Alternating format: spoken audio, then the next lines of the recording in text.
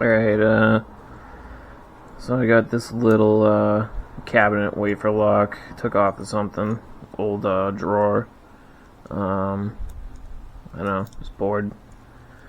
Do a little lock picking video.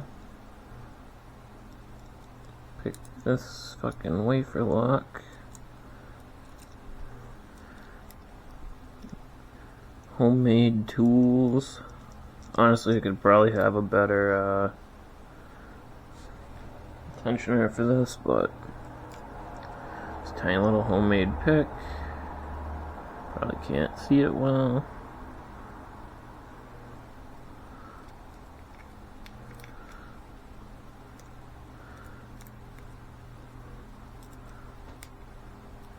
Click.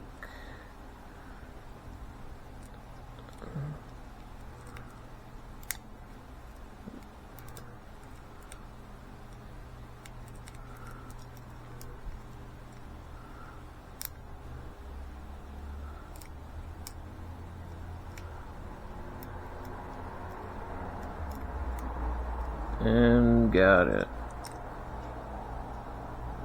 So this actually would be picking it to lock.